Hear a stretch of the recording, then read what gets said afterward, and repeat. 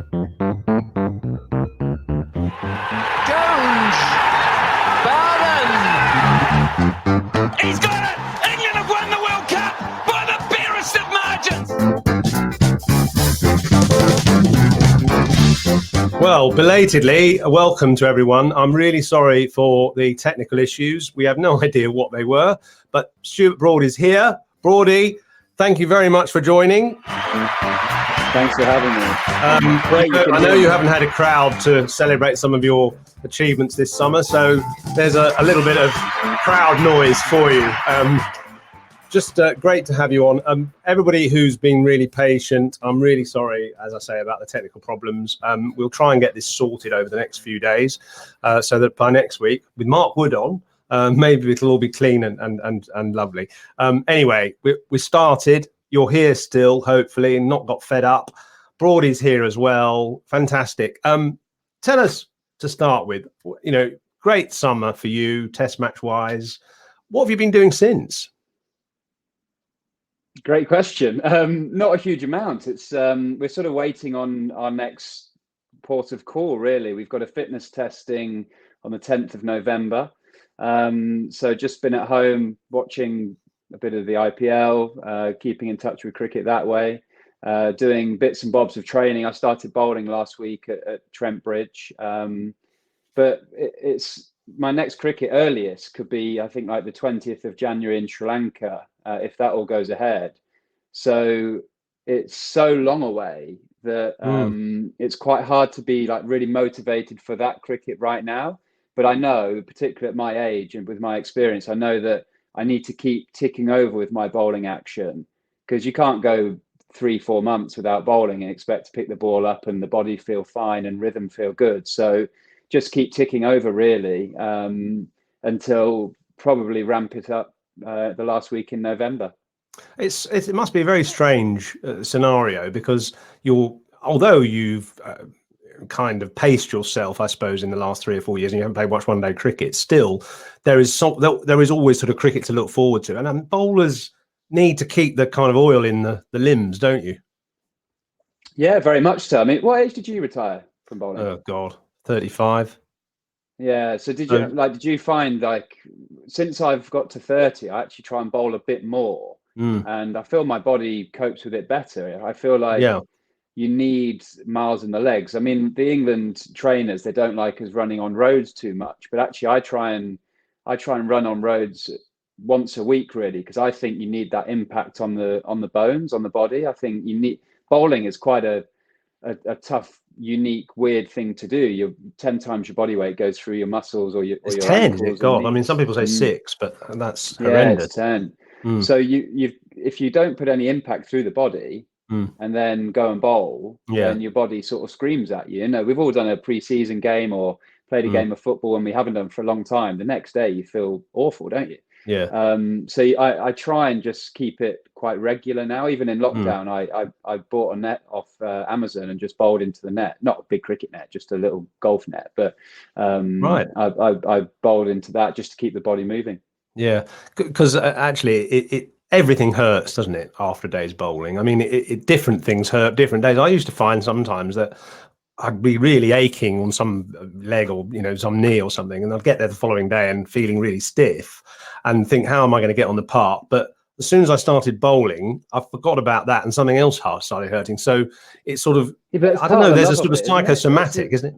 There's a love for that. There's a great satisfaction walking off after a test match or a 4-day win, where your toes are a bit bloody, you're aching, you're tired to a degree, like to the nth degree, where you're knackered, but you've got to win. There's a great sort of satisfaction and almost addiction to that I love. That's great and nice to hear. I know Jimmy said in that series of 2017 when he got to 500 wickets, I remember him saying he got through the whole of those 7 tests, and he said actually they were all really tightly packed together. And I remember him saying afterwards it was better like that, because you just, rather than being exhausted, you just, it was almost like a car that just kept turning over, I suppose. Yeah, I mean, what we don't want as cricketers, and I'm 34 now, almost what you don't want are these big long breaks. If you'd have given me the chance to play another 5 test matches at the end of this summer, I'd have jumped on it because I felt in great rhythm. I felt fresh. I felt really confident. I almost wanted to wrap everything I was doing up in a big cotton wool bag or something, and just keep going. Remember exactly what was happening. But these long breaks now, they're so rare in international cricket. But with whether it's been COVID or just the calendars work like this, we've got quite a long break. We'd start from fresh in January, and you just don't know how the rhythm will feel. You don't know how, it's almost like everyone's coming back from an injury, really, in the fact that everyone will be finding their feet. You say there's this sort of great pleasure in getting through the aches and pains and producing your best. You've also been a batsman, and you started as a batsman. Can you sort of compare? I mean, I sometimes used to think, why am I a bowler? God, it's such hard work. Have you ever questioned why you ever became a bowler? Or actually, do you think the pain you go through is almost sort of gives you more fulfillment when you're successful than being a batsman? Yeah, I've never thought of it in that way, because in my professional career, all I've known is the hard work of bowling. But Stokesy's a really interesting one to talk to, because he obviously is an all-rounder, so he bats and bowls, but he does have test matches where he just bats if he's carrying a niggle, and he just bats at 6 and fields slip, and he hates it. He finds time to stand still if he's at slip, whereas I'm someone who likes to be involved in the game. I like the action of it. I like that feeling when the captain's like, right, your turn to bowl, come and have a go this end. And I think most cricketers, when they get to that level, like to be involved, like the pressure, like the chance to make a difference, change the momentum of a game. And I think as a batsman, I used to say to Cookie, when he'd go and get 200, be out in the field, be batting for 150 overs and then go straight out into the field, it's on his feet sometimes for 4 or 5 days during a game. Whereas at least we work really hard for a day, might bowl a team out, and then we can watch our batsmen bat. You hope. The toughest games, the worst you ever play, is when you concede 450, you get bowled out for 150, and you're back out there. You've basically not even taken your tape off your toes, and you're then bowling a brand new batsman, top order batsman, tired, and that's when they can really hurt you. That's when you earn your corn. I'm just going to try and play corn. That wasn't a pun, by the way. I'm just going to try and play. This might be beyond my technical capabilities here, but I'm just going to try and play this video here, this is David Warner and you, the duel from 2019, which obviously you won hands down. There probably won't be any sound on this, but it's quite quick. But it's the 7 wickets that you took. Well, so if there is sound, you'll hear them through those headphones, won't you? Well, yeah. I think that. So anyway, we'll just play it without the sound, and you can just sort of rekindle the memory, right? So here we go. Can you see this? I can. So that was the first test. Dead, but actually was sliding, wasn't it? But it looked so out live and felt so out. But I think if he'd have reviewed it, he'd have got away with it. Are you getting sound there? I'm getting no sound. Can you still hear me? No, you're not getting sound. That's okay. So that was where we tried to leave it, and obviously failed. Original decision not out. Whoa. Yeah, original decision not out. This is Lords, where round the wicket, the way you've just sort of exterminated left-handers is extraordinary, and that was a ball of balls, wasn't it? As soon as you nip it back up the slope at Lords, you're in business. Yeah. This summer really did please me, because I had a lot of time to do research when the World Cup was going on, and David Warner I've always found a very difficult batsman to bowl out, particularly in that third innings when you're tired. He's very good at punishing, particularly shorter bowling and width. So I just made I did a lot of research on how he gets out, and I just said, right, I'm going to try and hit his stumps all the time and make him play every single ball. And if he hits me for 4 down the ground, I'm winning. If he cuts me through point, I'm losing. and I was so focused and had all my energy focusing on hitting the stumps. And by the time I got him twice, he then was unsure whether to play me or leave me, because balls were nipping back at the stumps. And look, I got lucky in the sense that it was a really good summer to bowl with the brand new ball in England. It just had that dryness of pitches, probably due to the World Cup, that just nipped off the seam. I was fresh, I was buzzing, I was excited because it was my first sort of international cricket of the summer. Guys that are playing the World Cup and been away from home for 3 or 4 months, it's a different story maybe. But I couldn't have wished for that summer to go any better personally, bowling wise.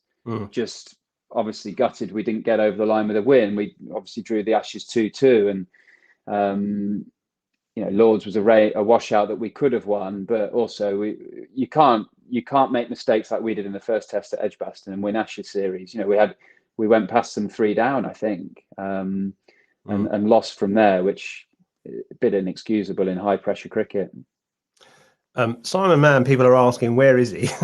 I'm terrified to invite him back on stage again because I think it might knock you off. So he's gone into sort of the background, but he is asking questions here. And he's just said, will it be much harder bowling to Warner in Australia? That's just a good question. Absolutely. I mean, no doubt of that. Jofra, just watching Jofra having bowled at him with the white ball stuff. In the IPL. In the IPL and England versus Australia at the end of the summer, it is hard to what's the right word? Compare white ball and red ball sometimes, but it's that ball that's nipping across him that brings the slips in. It is the danger ball. And look, David Warner's a proven world-class player. You just look at his Test record, one-day record, IPL T20 record. In 18 months' time, he would have done a lot of thinking of how to combat Jofra and I, the way we move the ball to him. Yeah. So he will have a different plan. But that means that come the end of next summer, Jofra and I will look at wickets in Australia, look at how wickets fall in Australia, practice with the Kookaburra ball, and have to find maybe a slightly different way to bowl at him to try and counteract what he's doing.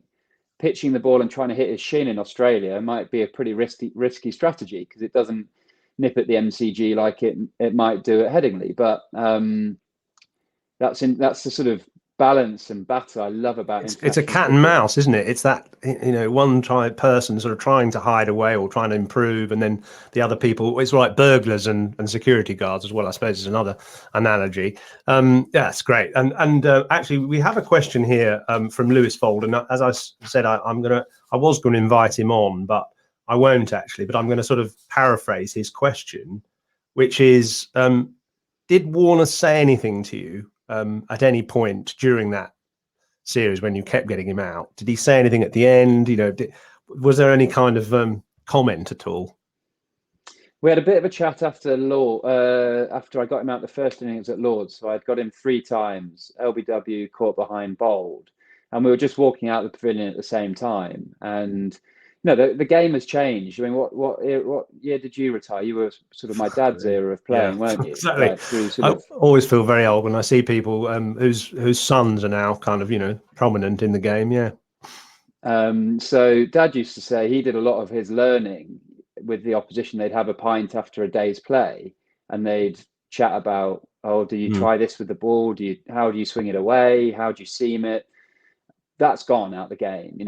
We don't see opposition cricketers through games and through series. We do have a drink in the changing room after a series, which is brilliant, but you're not necessarily talking about technical things in that. You're saying, brilliant series, loved it. How about that crowd abuse there? That was funny, blah, blah, blah.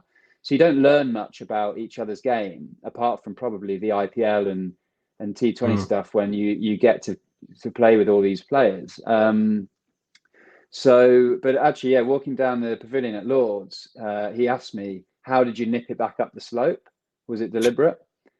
And from bowling balls and balls and balls, you don't, And Otis Gibson always used to say to me, he was a great bowling coach, great friend of mine. it's not what the ball does, it's where it does it from. So get it in a good area, and if it nips back onto off stump, fantastic. If it nips away, brilliant. There's no point nipping it from seventh stump. I knew I sort of had a bit of an advantage there when he was wondering whether I deliberately nipped it back, because I'm looking to try and hit the stumps, but I don't know which way it's nipping. Yeah, it's obviously, if you don't know, then the batsman's got no chance either. I mean, it was amazing the difference he had between that series when he averaged 10, and I then covered the Australia, Pakistan, and whoever else they played that last winter, and he got a 300, and he in the T20s he was getting hundreds, and I think he averaged 500 at some point. So there's no doubt it's going to be tougher when you go to Australia. Just also, you mentioned the IPL there. I've got a little kind of exclusive for you, which is that in my mind, you actually kick-started the IPL. Do you know how? I'm pretty sure I could guess. Yeah, go on was then. Was it not already in place then? No, you're thinking what I'm thinking, aren't you? Durban. Yeah. Yuvraj Singh, 6 sixes. Well, the person who was in attendance at that game was Lalit Modi, who created the IPL, who founded the IPL, thought of it, and he was out in South Africa recruiting players. And before that game, he says he went into the Indian dressing room and said, anyone who hits 6 sixes off and over or gets, a hat trick, I'll give them a Porsche. They win a Porsche, right? And halfway through your over, when Yuvraj had hit 2 or 3 sixes, he sort of said, I woke up and I thought this could be it. And then the other sixes were hit, and the sixes, and by the time the 6th one had been hit, he was marching down to the boundary side, waving at Yuvraj, saying, you want, I want that bat. I want that bat. And Yuvraj apparently had to give him the bat, maybe after the game, and said, where's my Porsche? And Lalit said, it's done. I'll give you a Porsche. Absolutely. He said, that is when I knew the IPL would take off. And I didn't get a Porsche. But I was thinking, apropos of that, it's quite ironic. I mean, it definitely, Lalit Modi says absolutely, categorically, that was the moment he realised T20 in the IPL was going to take off. And he had all these Was it booked in for that winter? Was it? Yeah, it was starting 6 months later. So my question really, India won it. India won the T20. Yeah, so they then won that tournament under Dhoni. 6 million people, according to him, then lined the streets of Mumbai to greet the team back from their triumph. And the IPL started 3 or 4 months later, and he thinks that was the catalyst. That was the firecracker that really got everybody interested. Was that over, and that game? My question is, given that, it's quite ironic that you've never actually played. I mean, we got the two greatest England bowlers who've ever lived, with more than 1,000 Test wickets between you. Neither of you have appeared in the IPL. How do you feel about that? Well, I got signed. I went to King's Punjab in 2010, I think. Might have been 12, 10, maybe. But this was in, I was playing all 3 formats for England, and you just got no time off. There were times when I was 300, 320 nights away from home a year.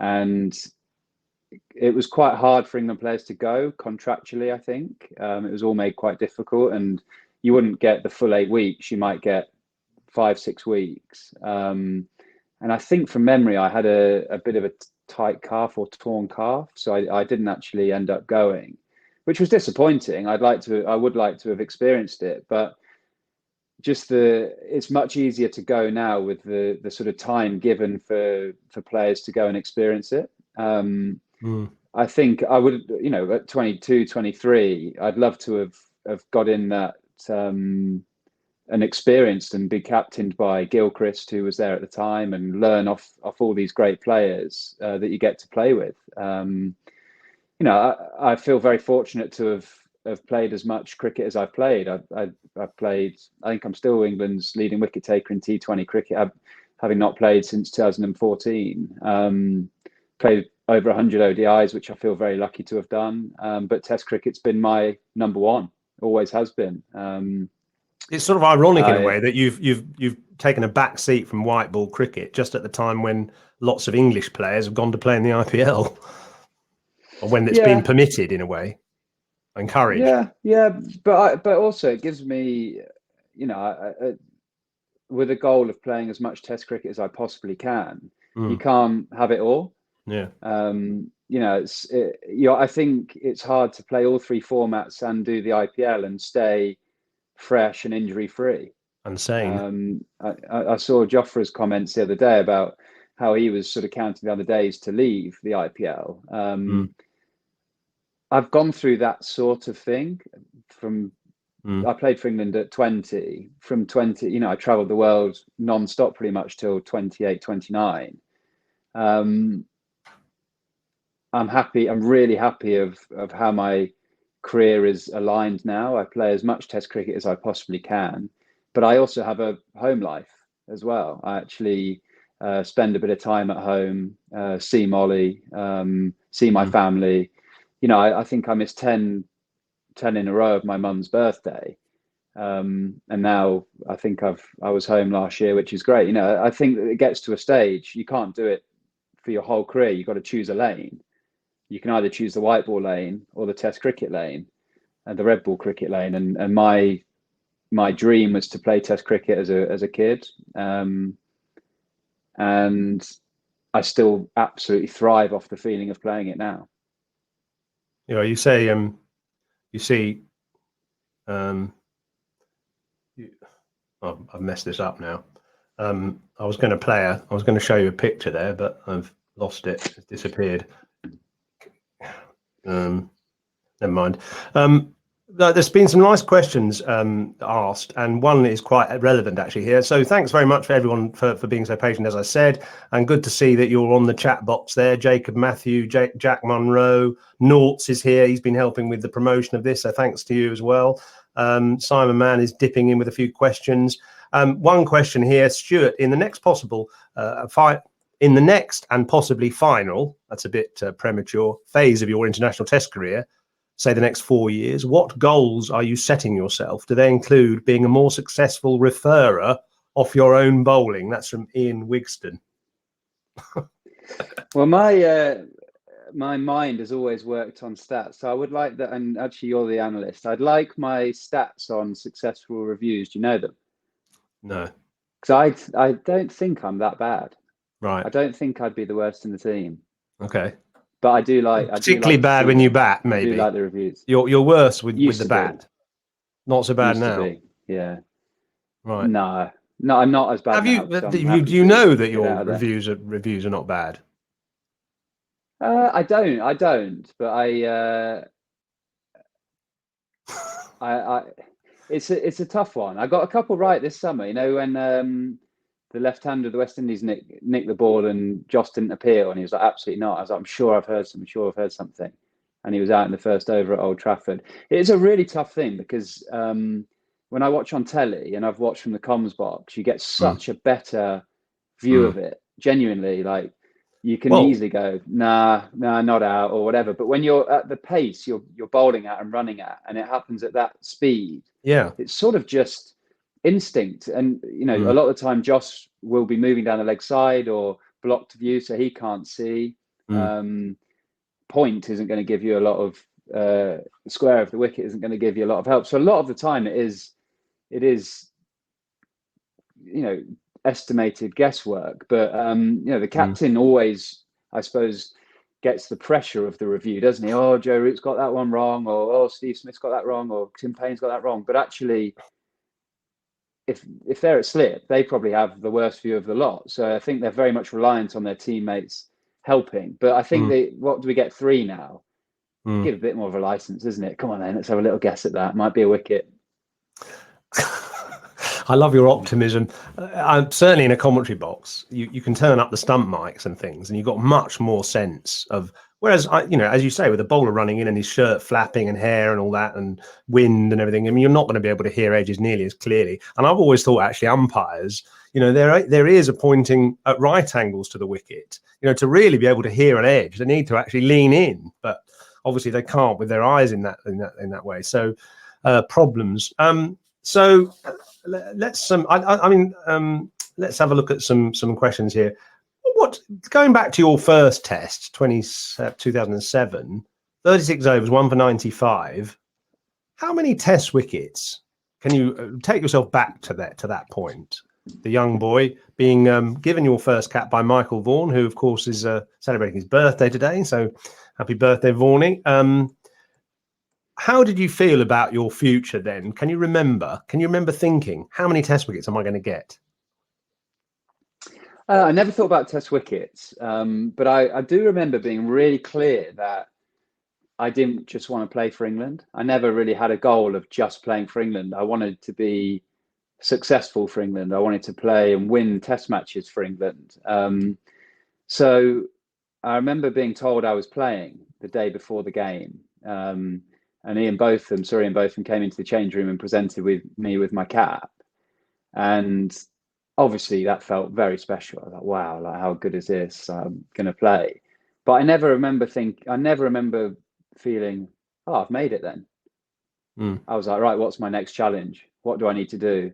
Where do I need to go? And I played in Sri Lanka, and actually it was a really good place to make my debut because, you know, on Hawkeye, which is our tracking system, which judges how pitches move, and it's the flattest pitch in the world.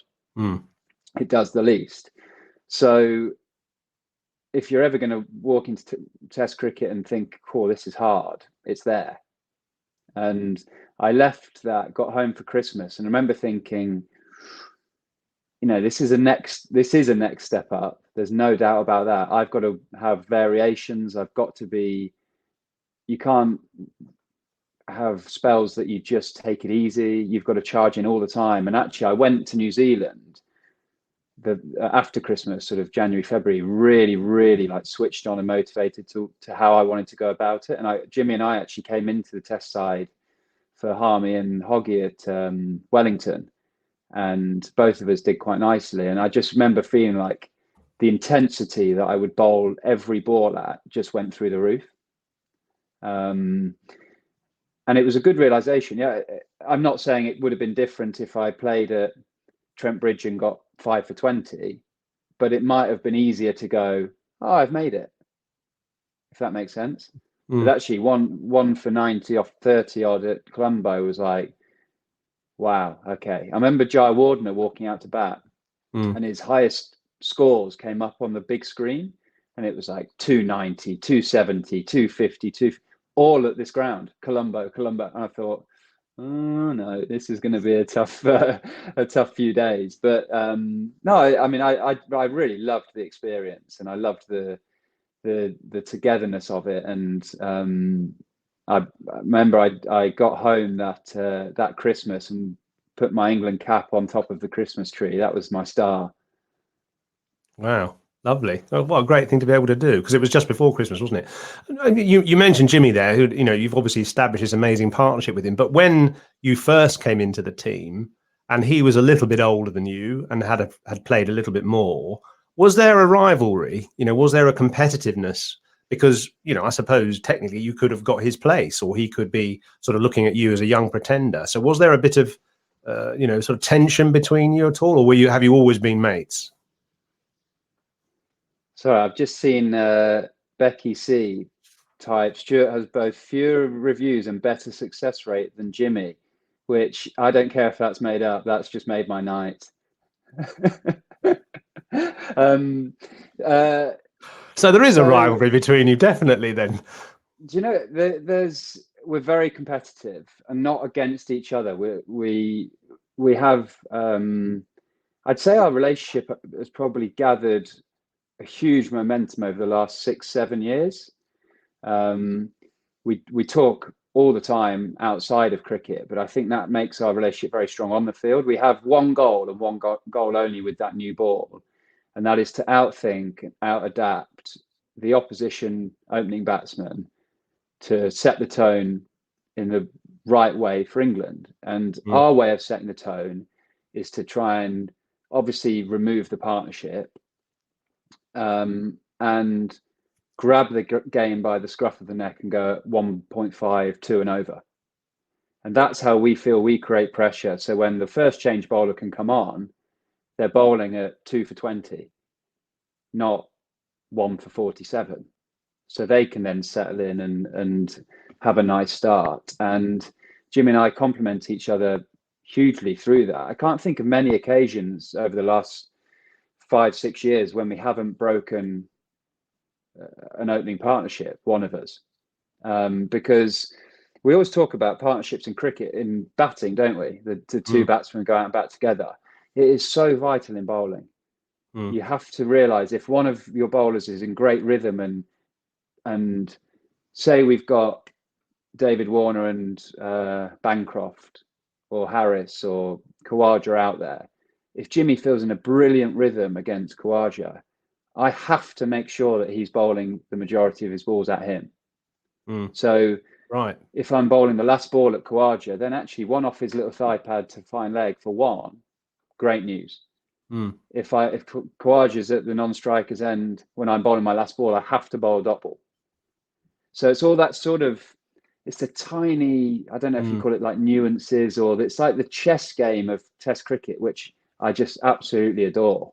Well, you were a great disciple of Glenn McGrath, weren't you? And when you first sort of came into the game, and I remember one of the things he used to do with Shane Warne and him in partnership was if he felt that there was a batsman that could really struggle against Warne in the next over at the non-striker's end, he'd bowl a bouncer way over the striker's head, the last ball of an over, to make sure that the non-striker was on the strike against Warne for the next over.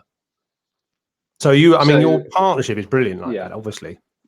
So one thing you always notice, Jimmy and I, we field mid-off to each other when we're bowling. Yeah. And that is just constantly talking. Who do you want to bowl at? What are you thinking? Should I put a cover in? What about third slip? Is it that sort of pitch? Do you think the nicks are going to go fine? Do we need two gullies? Fine leg, should it be finer? Should we square it? And it's constant communication. You've got to bowl a bit fuller, mate. Come on, a bit fuller. That embeds in us as a partnership. And actually, there's times where Jimmy might bowl into the wind and feel uncomfortable, or I might bowl into the wind and feel uncomfortable and go, I'm having a nightmare here. Maybe I should follow you. Or they might see it differently, because from your 20 years of playing, you can feel very different watching the game from mid-off than you do bowling. You can be bowling and thinking, I'm just not in the game here. And actually, it's much better than being. It's much better than being at fine leg, where you feel completely detached. Actually, I think I can see why you do that. I mean, bowlers grow down and graze at fine leg, but actually they're completely out of the sort of conversation. So, with the way you two work together, it's a real symbiotic relationship. It's brilliant. I was going to just one thing you've had to do yourself is sort of adjust your your lengths over time. So I'm just going to play this little sequence here from last summer. Now, this is an example. Hopefully you can see this. This is showing your different lengths over the sort of 2015 to 2018 in the red ball, and then the fuller length, sort of 2019, 2020. And the effect that has had, interestingly, that little tiny difference of about 2 feet in length, I suppose, has created these much greater percentages of LBWs and bowls. 57% of your wickets in the last 2 years, LBW and bowled, 50% a couple of years before, but much lower levels in the previous few years. It's a great stat, that, isn't it? But I mean, how hard is it to do that? How hard is it to change, both physically and mentally? It's the mindset, definitely. I remember clear as day. We got to Hamilton in New Zealand in 2018. So it was after the last Ashes series. Am I the right year there? Yeah, 17, 18 was the Ashes, and then we went to New Zealand in like the March. And Ruti said, "We've got time for a coffee." We went down to the hotel lobby, and we had a coffee, and he just said, "Look, I think you could start to try and bowl fuller with the new ball." And me being me, typically, I need a reason for that. I need stats for it. I need facts for it. Why? Because I always ask those sort of questions until I sort of can accept things. And gradually over the next 2 or 3 months, it would be that conversation of, come on, let's go a bit fuller, a bit fuller, a bit fuller. and that coincided at a time with Peter Moores and the analyst at Knots, who had done some work on my percentage of leaves. So when I bowl brilliantly, my leave percentage, I only get left like 15 to 17% of the time. When I bowl averagely, I get left 25, 30% and above. So actually, bowl fuller and make them play more, and my stats will be better. So it was very much like analytical work with Ruti's gut feeling that just got fed in over that 2018 summer, and then it has probably come to fruition 2019, 2020, hasn't it? And I have one thing in my mind now, not necessarily bowling fuller, because I think that's a bit ingrained in my action now. Make the batsman play, because that keeps my competitive like hunger in the game up there, you know, because I'm not someone who can run in and bowl with that 7-2 field for 5 overs and be happy. I need to make the batsman play. And actually, I'm a huge believer, the best ball in Test match cricket is the one that nips back, because your best away swinger or your best nip away beats the outside edge more often than not. If you nip it back, it brings the LB and bowled in, and you're in the game massively. So, well, make them play, and hopefully I can show you here a graphic that I made, which I can never seem to quite call these up accurately. But let's see if I look. Can you see that? I've got my headband, which we can have a nice little vote with everyone on here whether the headband should stay or not. Yes. What does Molly say? Okay, I can see 2020. So this is your bowling average, Molly basically. quite likes it. Mike, she does, yeah. It's not hers, is it? The headband? No, it's not. Okay.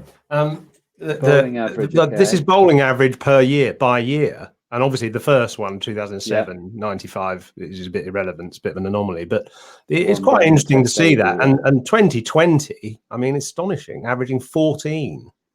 Amazing. I mean, just fantastic. Yeah, I mean, that's always a good sign that there's a picture of Molly in the right direction, isn't it? Oh, look at that. Yeah.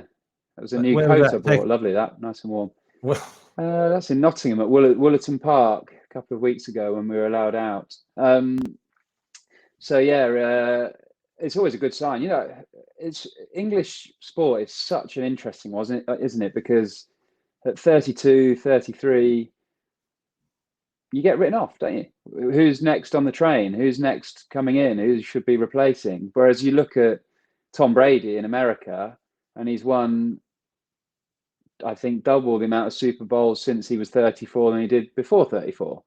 So I believe that the last year or so, maybe year and a half, I've got everything coming together: experience, fitness, knowledge of all conditions, knowledge of loads of different players, competitiveness, enjoyment, happiness at home, all those calmness, all no fear of having a bad day because I've had them before.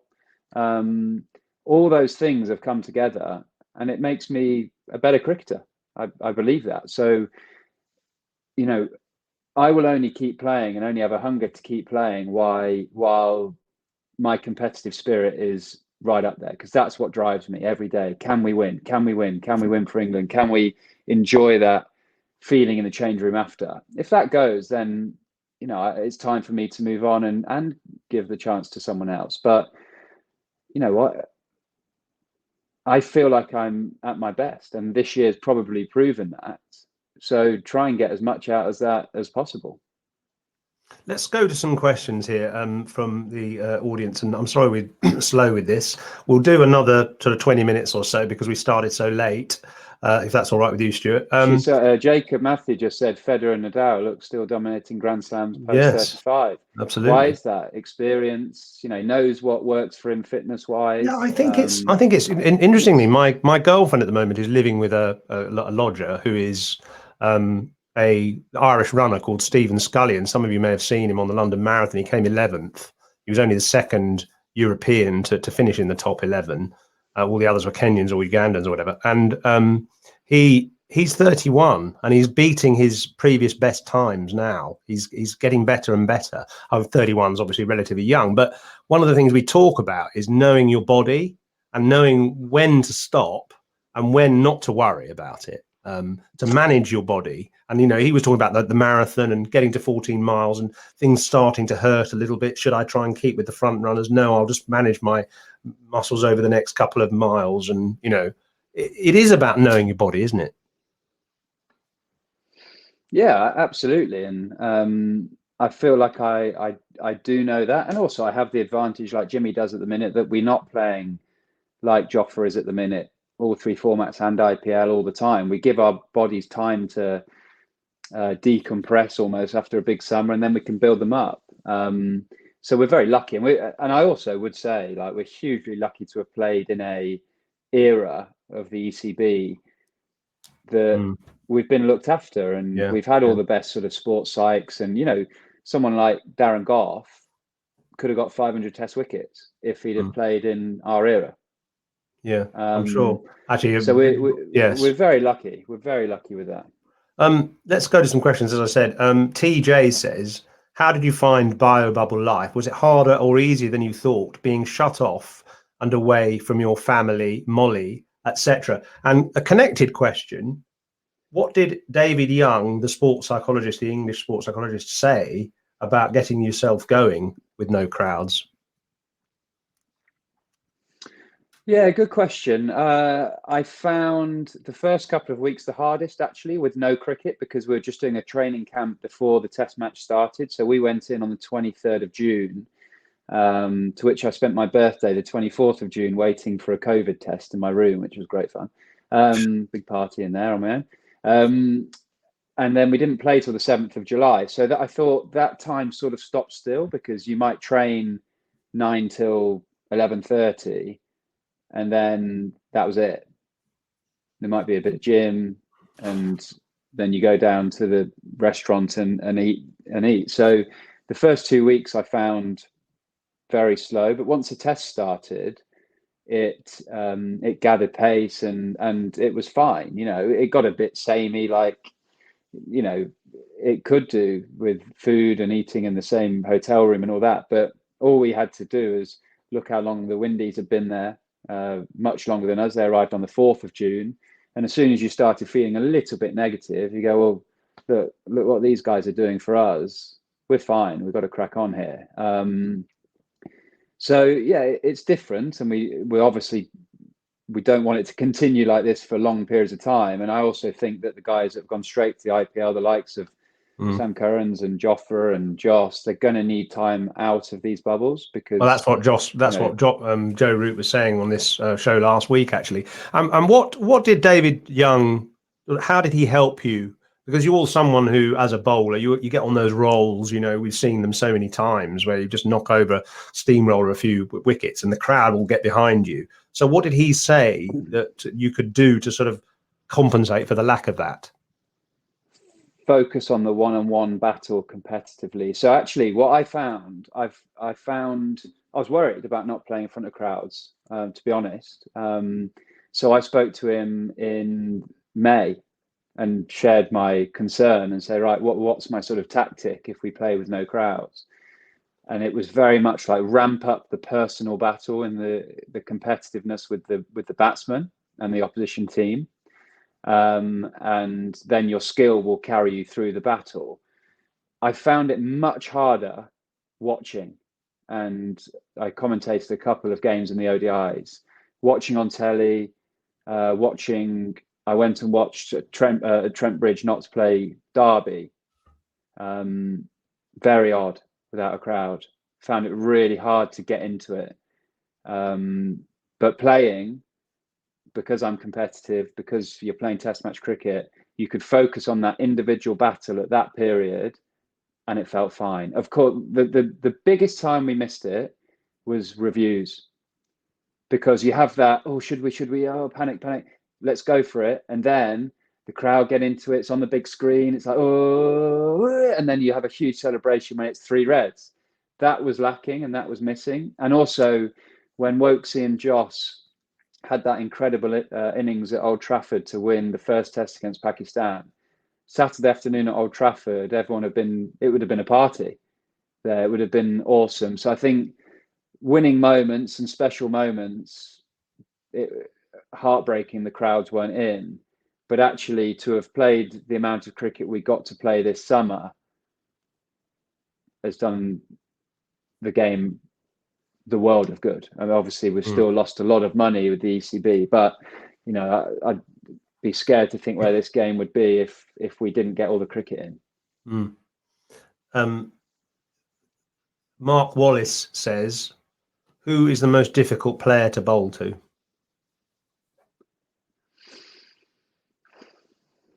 Yeah, good question. Steve Smith is probably the obvious choice, because he's so unique, he's so unorthodox, but also I think he gives kids out there, they should watch him and learn from him, because you don't have to go by the textbook. You don't have to do what your coach thinks right. Actually do what's natural to you, and it can carry you to be the best in the world. Like Steve Smith, he is so awkward to bowl at. He's never going to hit a cover drive like Virat Kohli does, and you go, "Oof, wow, he's absolutely dominated me there." But he accumulates runs in an incredible fashion. He'll get to 30, Steve Smith, and you think, "How on earth has he got to 30 here?" And we put a leg slip in for the whole of the Ashes series, and it took us 6 weeks to get one to go straight to him. It would beat him either side. Well, you nearly got him out in the first test, didn't you? You nearly got him out, caught leg slip, and then didn't didn't really stick with that ploy consistently and until the end, really. By which time the damage was done. What's really interesting about Steve? I don't think any pundit has actually. I know no analyst has, no bowler's got it right, no captain's 100% sorted it yet, but no pundits even gone, this is where you bowl to him and this is how you do it.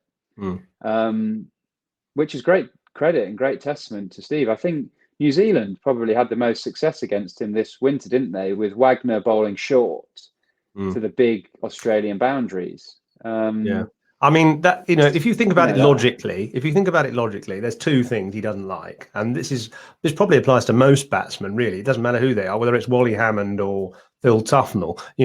It's bouncers, fast bouncers at neck height, and very good Yorkers straight, because you're bringing in the fast bouncer is obviously difficult with the height and variable heights that it comes off at.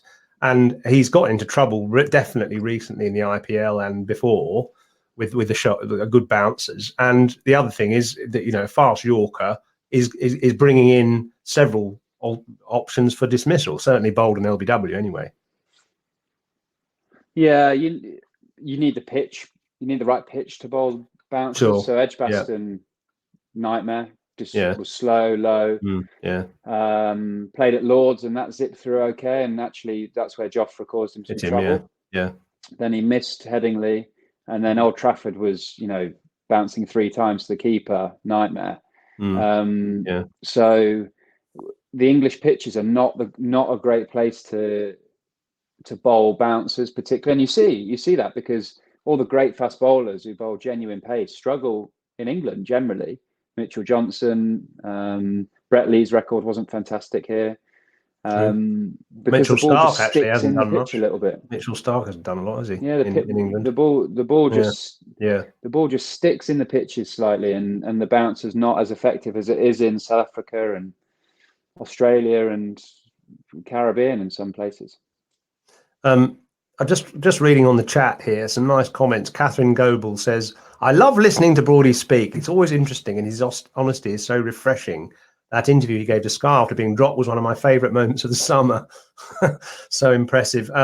Thanks to everybody for their comments. You can talk to each other, of course, as well as talking to us. If you could pinch one Australian player to play for England and win the Ashes in 2021, who would it be and why? Says Sean Fisher. Probably Steve Smith.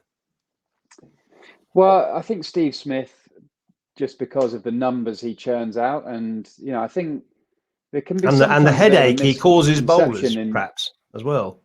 well, and also it would do the rest of the world a favour, because you'll see how the Aussie bowlers bowl at Steve Smith, and he might give away some weaknesses. We'll see what they think of him. I But watched I with just think interest, actually. Australia, I watched Josh Hazelwood bowling at him in the IPL, actually, and he just bowled straight and full and got him, actually. Yeah. Anyway, sorry, carry on. Yeah. I just think Australia, we sometimes, this is just my opinion, but we sometimes get caught up in this. You have to take 90, 95 mile an hour bowls. They'll win you it in Australia. But actually, in my opinion, it's runs. It's runs. When was England's last success? 2010-11. Cook, series of his life. Trott, hundreds. Strauss, hundreds. Go down KP, big hundreds. Bell, 100. Pryor, 100. Who were the bowlers? Jimmy Anderson had good success. Bresnan, Tremlett, all 82, 83 mile an hour. Yeah. In my opinion, it is not this myth of like you need 95 mile an hour to win there. You don't. You need 550 on the board. Very good point. Let's see how the Australian batsmen play with 550 on the board.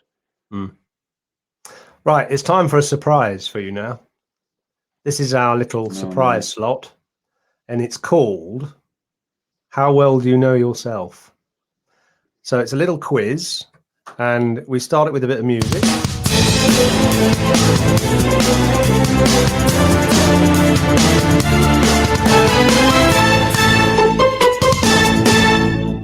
Right, so, don't need that again. Right, so this is How Well Do You Know Yourself? 10 questions. Joe Root did it last week, and he scored 6 out of 10, right? So you got, I haven't warned you about this, I realise, but anyway. Okay, so some of them will be easy and some of them will be a little bit trickier.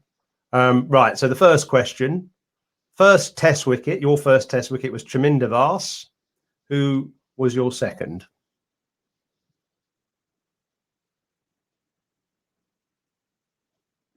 Stephen Fleming. Sure.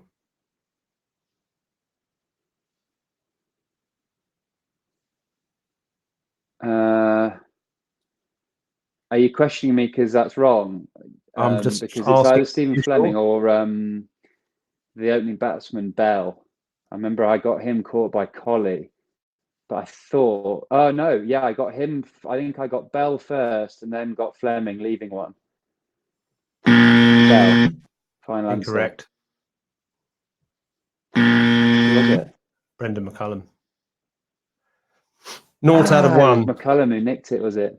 Okay, 0 out of 1. Never mind. Okay, it's a bad start.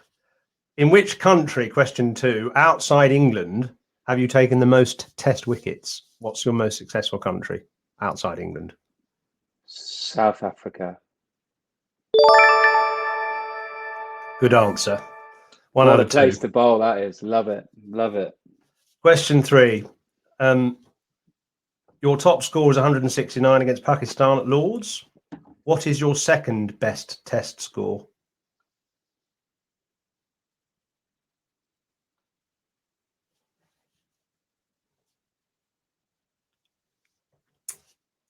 It 74 at Lords? Well, I'll give you that, actually. 76, actually, at Lords against South Africa. So good. Yeah, 2 out of 3. Okay, I'll just be a bit lenient there. In which batting position have you been most successful between number 7 and number 11? Which number bat 9. is your best spot? 9. 9? You sure? It's actually number 8, at which you average 23. Is it? Yeah, you average 23 at number 8. All right. That's a surprise. Go and talk to Rooty then. Right, so that's, what's that, 2 out of 4. Who has more test match ducks, you or Jimmy? Me. I think I'm the leader. I overtook Atherton. Jimmy didn't get one for like 45 innings or something. Very good. Very well explained. 24 Anderson, 35 Broad. So that's 3 out of 5. You're doing all right. Who was your 200th Test wicket?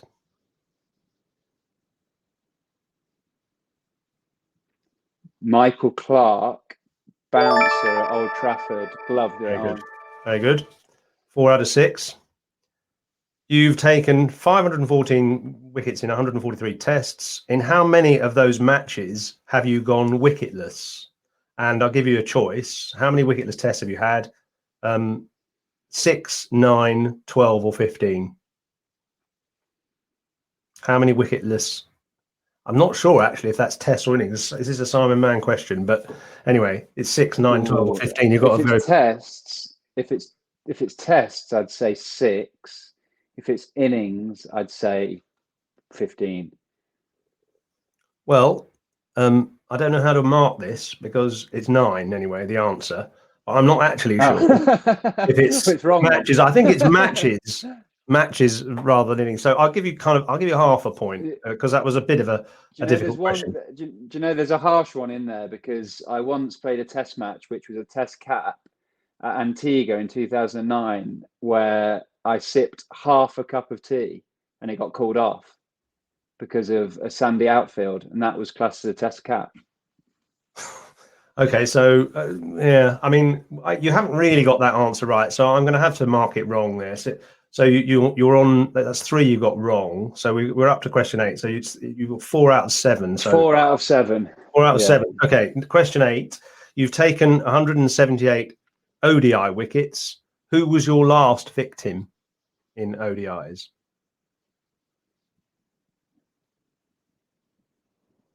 Hashim Amla. Well done. 5 out of 8. Okay, 2 more questions. You might suspect a little bit of help from your father here.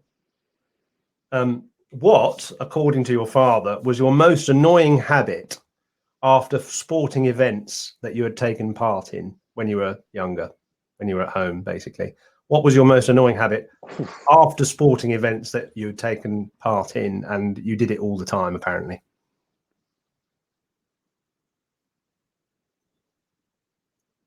I'd have no idea. No, I have no idea on that. He says very long-winded accounts of games. How is that annoying? That's nice. You're the analyst. You're the analyst. You'd love to talk about it, wouldn't you? 5 out of 9. Right, you need to get this right to get equal with root. Okay. So last question. What did you always insist on eating? This is when you were a child. What did you always insist on eating, even when you went to a nice restaurant? There was something that you always wanted in any restaurant or any particular meal. And I'll give you a clue. There's a restaurant near the Oval named after this thing. It's food, not a drink. Yes, yeah, food, yeah. Something that you always wanted. Like a side. Yeah, it's a meal in itself in a way, but it's one little thing.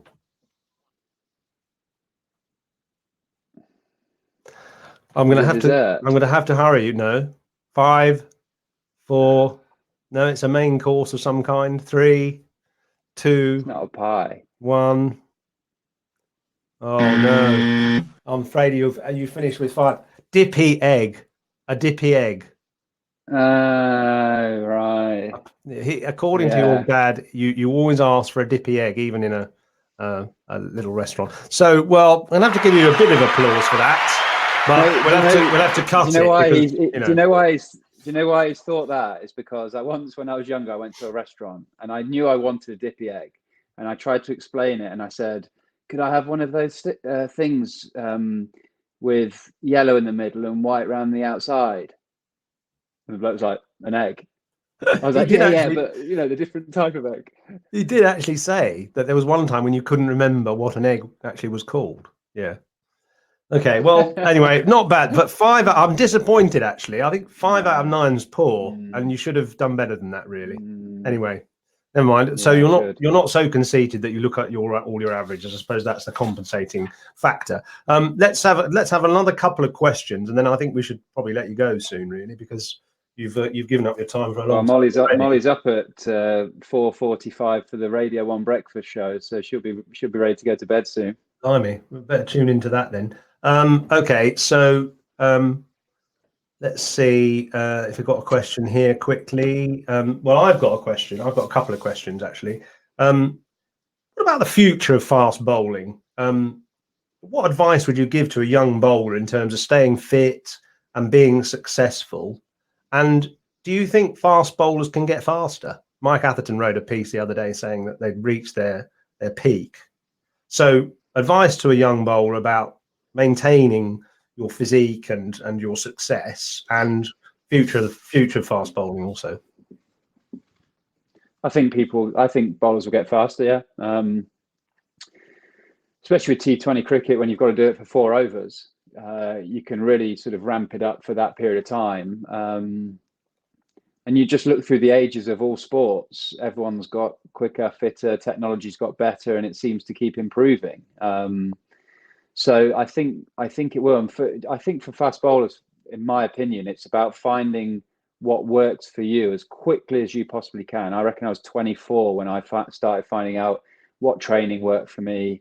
So I've not done a heavy weightlifting squat since I was 24, because I used to get sort of hip issues, and I thought, right, I'm going to stop doing that. And my injury record, touch wood, since then has been pretty good. So I think find exactly what works for you in a training way. I'm a bit old school. I still like to run. I like to get out and run and get some miles in the legs that way. I'm not a big gym bunny and just lifting weights, but I think everyone's different, everyone's specific, and as early as you can into your 20s, find out exactly what works for you and stick to it. And always adapt and always adjust, but don't just feel like you've got to do something because a coach tells you. It's your career. Yeah, good advice. Okay.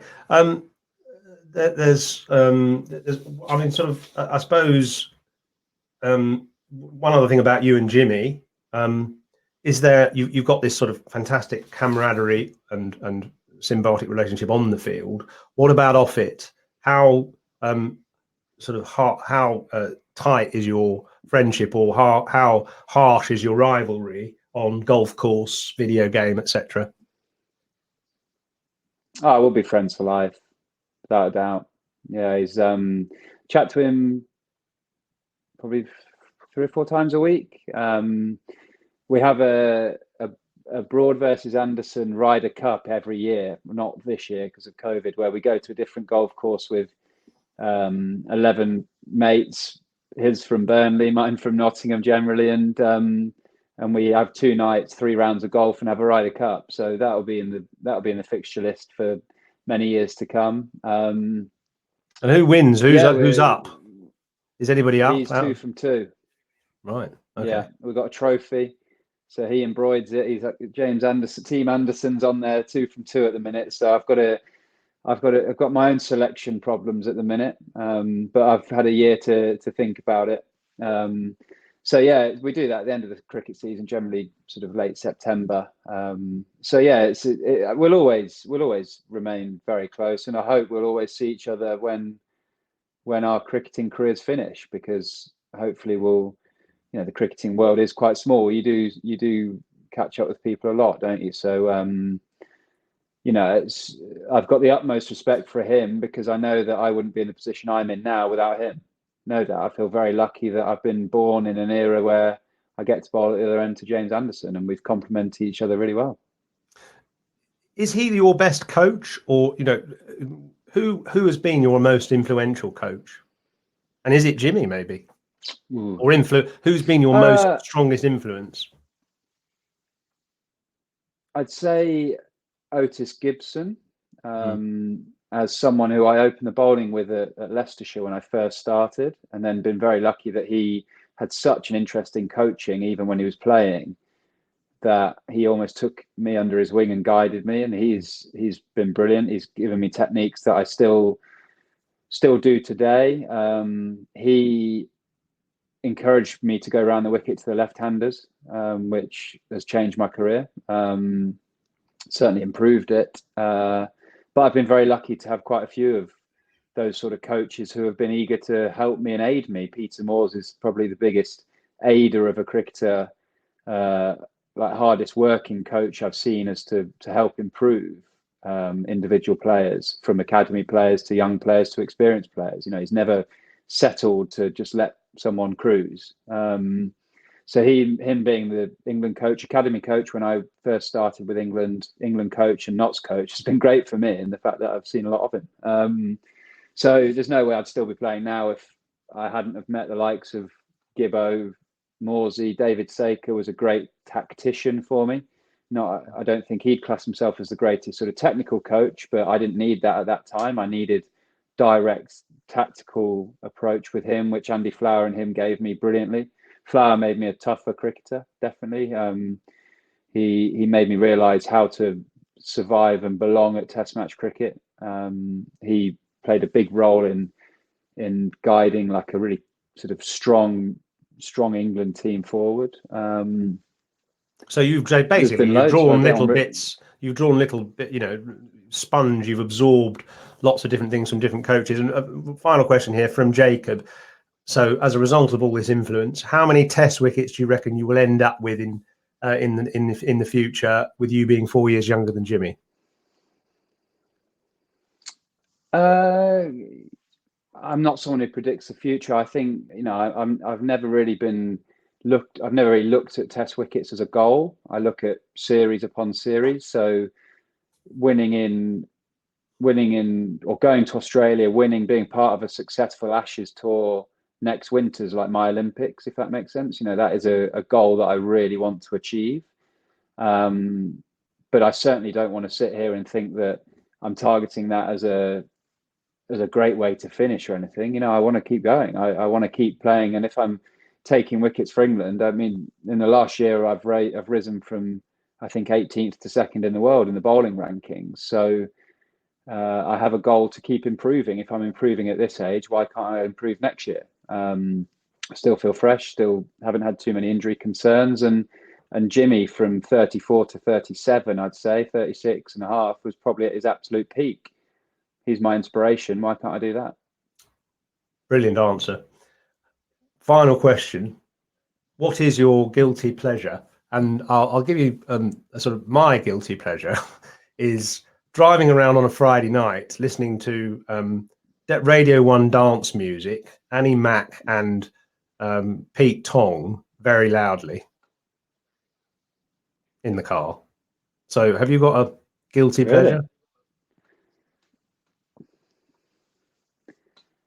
Can I say red wine?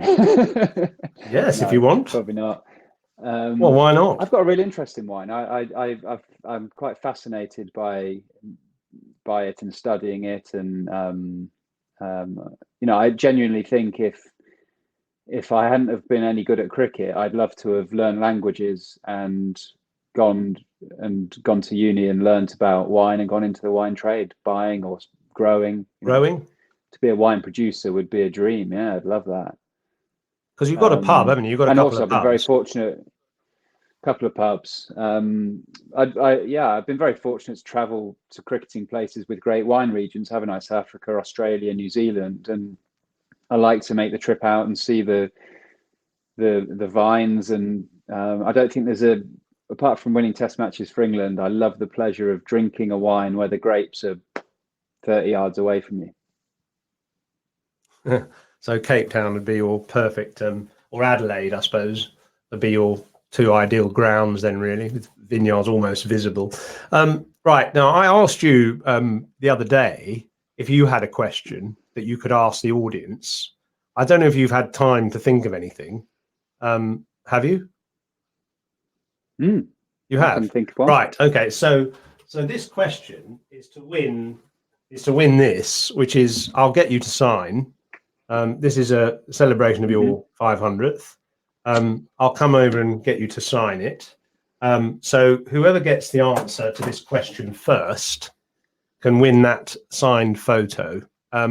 What is your question? And on the chat box, go for the answer, and I'll try and pick up the first one who gets it right. What's your question? Okay. My favourite place to bowl in the world is Trent Bridge. what test match venue is my second favourite place to bowl in the world? Okay. So favourite Trent Bridge. What was your second favourite venue in the world? Do you want to give them a clue? I suppose we should just see what we get first. I haven't actually seen any answers yet so far. It's not in the UK. Okay. Yeah. Okay. Well, that's a Cape Town, says Keith. Several people saying Correct. Cape Town. Sean Fisher. Yeah. Actually, no. Well, Keith was first, I think. Oh, Joburg. No, it was Joburg. What's the answer? The Wanderers. Oh, it's the Wanderers, right? Joburg, So Sean Fisher. Sean Fisher is the recipient of this what will be signed photo of Broady getting his 500th. Sean, thank you for that. Well done. And if you send your address to the analystcomp@gmail.com, the analystcomp@gmail.com, I'll make sure you get that in the next few days. Broady, many thanks for your time. I want to give you another round of applause because you absolutely deserve it, and you haven't had one this summer, really, have you? So I hope you can appreciate that. And what are you doing for the next few days? There's not a lot going on, to be honest. To say, Molly gets up at 4:45 in the mornings over the weekend for the breakfast show, so I'm pretty much awake from then. Give the dog a walk and crack on. Really, keep living this sort of COVID lockdown life at the moment. And so you're walking to be seen. Walking the dog round Putney somewhere? Are you maybe on the Common or somewhere? Yeah, it's a nice part of the world, isn't it? Up to sort of Wimbledon and stuff. So yeah, I do that, and if not, if it's like today, God blimey, the weather was horrendous. But I'm very rarely here this time of year. We're normally on a cricket tour, so I'm actually really enjoying putting 3 coats and 4 bobble hats on and cracking on. And watching a bit of Strictly on a Saturday night, I suppose. Molly would probably get you involved in that. Well, she does. Yeah, she does. So you'll be on it shortly. Oh, no chance. You're not going to reveal your dancing. Just doesn't work. You're not going to reveal your steps to the world then. Oh, no. Well, not sure. Okay. Well, listen. We'll let you go. Thank you very much again for your time. Really patient, everybody here. Thank you, everyone, for waiting patiently as well for us to connect. It's probably my fault again. Technically, I'm not the Einstein I should be. Just to say, next week we've got Mark Wood on this show, and hopefully we'll actually start on time. And also, don't forget, this is in aid of the Cricketers Trust, the Professional Cricketers Trust, which is a fantastic charity which supports a lot of players who've fallen on hard times. So thank you to everyone for your donations. Please tell a friend about this if you enjoyed it, so we can get more numbers and more money raised for that fantastic charity. I'll also upload the best bits of this, including already only getting 5 out of 10 in the quiz, on the podcast later in the week. But please join us next Thursday, and hopefully I'll have Simon Mann on screen as well for Mark Wood in the Virtual Cricket Club. Thanks very much, all of you, for your time, and have a great evening. Thank you very much, Stuart Broad. Good night. Perfect. Cheers, guys.